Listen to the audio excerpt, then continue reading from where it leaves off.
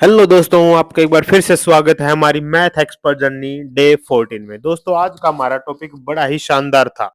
Topic था factors. Factors already हमने एक बार पढ़ लिए थे, लेकिन कुछ बच गए थे, तो आज हम उनके बारे में दोबारा जानेंगे। दोस्तों, अगर आपको जैसे एक नंबर बोलता हूँ, प्राइम फैक्टराइजेशन करके दिया हुआ है, ए की पावर पी, बी की पावर क्यू, सी की पावर आर।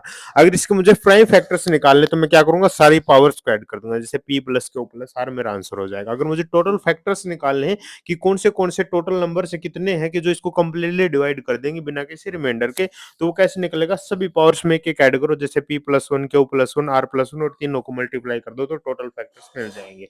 दोस्तों, अगर आपसे पूछा जाए कि नंबर ऑफ इवन फैक्टर्स कितने होंगे, तो देखो, इवन नंबर तभी होगा तब उसमें टू का मल्टीपल अवेलेबल होगा। अगर वो टू का मल्टीपल नहीं है तो इवन नंबर नहीं होगा। तो दोस्तों, इसमें क्या होगा, टू की पावर पी, बी की पावर क्यू और सी की पावर आर होगा।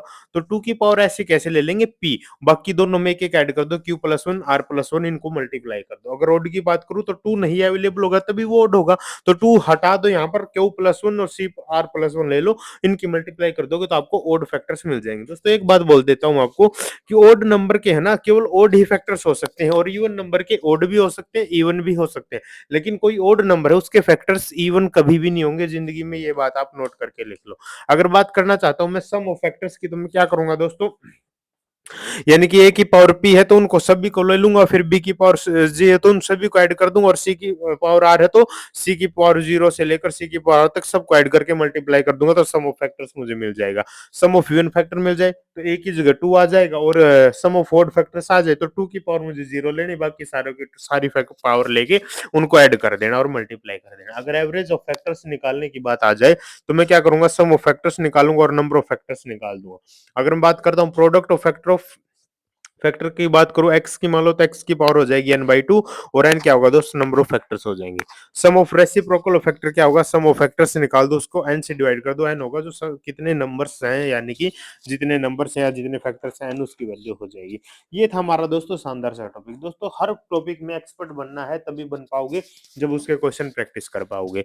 क्वेश्चन प्रैक्टिस के बिना एक्सपर्ट बनना मुश्किल नहीं, नामुमकिन है दोस्तों। तो हर टॉपिक पढ़ो, उसमें से आप डेली मान लो 2 घंटे पढ़ रहे हो तो उसमें से 1 घंटा कंसेप्ट का दे रहे हो, तो 1 घंटा आप प्रैक्टिस का जरूर से जरूर दो।